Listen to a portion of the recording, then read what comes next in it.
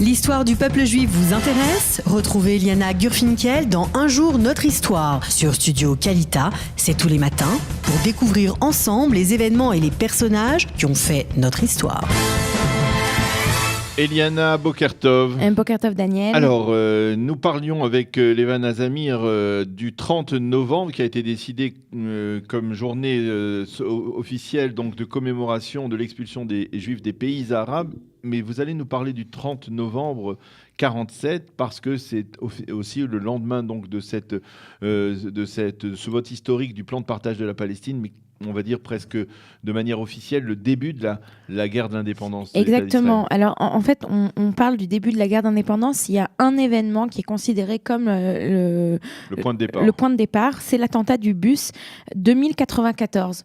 Alors, cet attentat se déroule sur ce bus sa plaque en fait, d'immatriculation, c'est un bus Eged qui a comme plaque d'immatriculation 2094.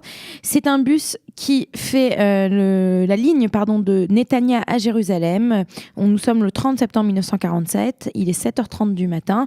Le bus donc, quitte Netanya avec 21 passagers et bien entendu un conducteur. Et à 8h12, donc un peu plus, presque 45 minutes après le départ du bus, le bus est juste à côté, au carrefour, ce qu'aujourd'hui on appelle le carrefour Nechalim, qui est à côté, à l'est de Petah Tikva. Et alors que le chauffeur est en train de conduire, il s'appelle Arieh Heller, il voit au loin un arabe qui porte un manteau à la mode européenne, qui agite la main et il remarque à ce moment-là qu'il a une mitraillette cachée sous le pan de son manteau. Le chauffeur, donc Arieh Heller, comprend qu'il ne doit pas arrêter le bus et donc il continue à avancer. À ce moment-là, cet arabe sort sa mitraillette, lui tire dessus et tout s'accélère d'un seul coup puisque Heller d'un côté essaye d'accélérer le bus pour pouvoir avancer et se sortir de ce guet-apens, mais à ce moment-là, des grenades sont lancées dans le bus. Il y en a une qui explose à l'intérieur et c'est ainsi que on commence à avoir des victimes. On a 5 passagers qui vont être tués, 9 qui vont être blessés et à ce moment-là, il faut rappeler que bien que Petah Tikva aujourd'hui soit extrêmement habité, à l'époque, ce sont des terrains qui sont plutôt vides et donc c'est les gens qui sont dans le bus ne peut plus avancer puisqu'il a été amoché par cette grenade. Les passagers vont essayer donc de se cacher, de s'enfuir. Les assaillants, eux, entrent dans le bus et prennent quelque part en otage les gens qui sont à l'intérieur.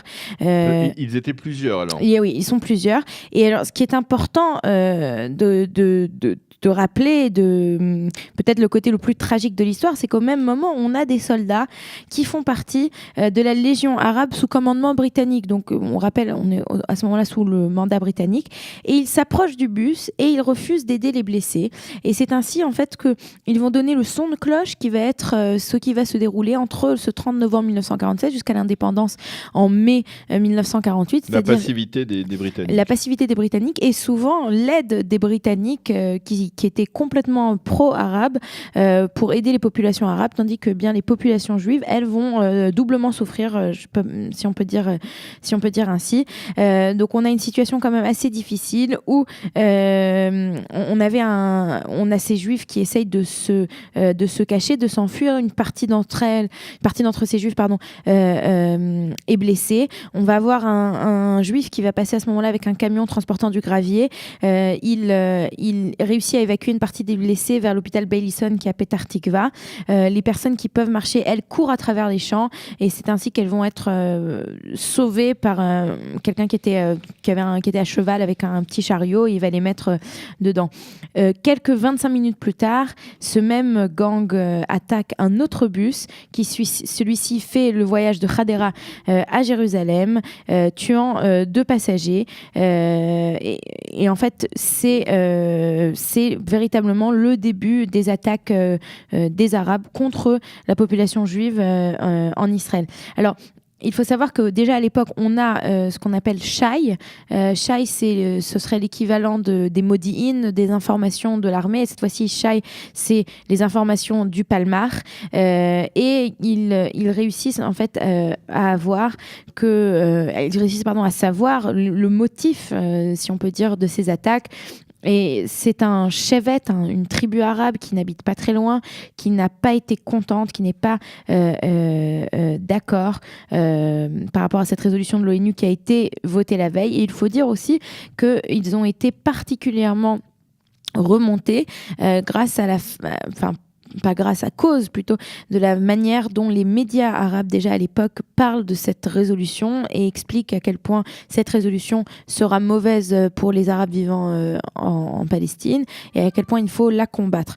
Et c'est pour cette raison que David Salatiel décide qui est à l'époque le commandant du service de renseignement, il décide Chaltiel, il décide de définir l'incident plutôt criminel que politique, bien que pour beaucoup c'est plutôt un attentat politique. Ce n'est que le début de dizaines voire de centaines d'attentats politiques qui vont se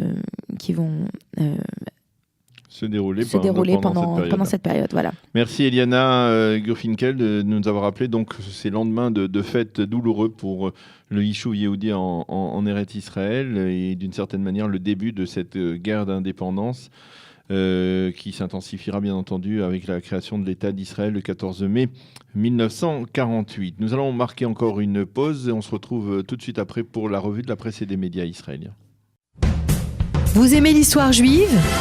Retrouvez Eliana Gurfinkel dans Un jour notre histoire sur Studio Kalita, c'est tous les matins, pour découvrir ensemble les événements et les personnages qui ont fait notre histoire.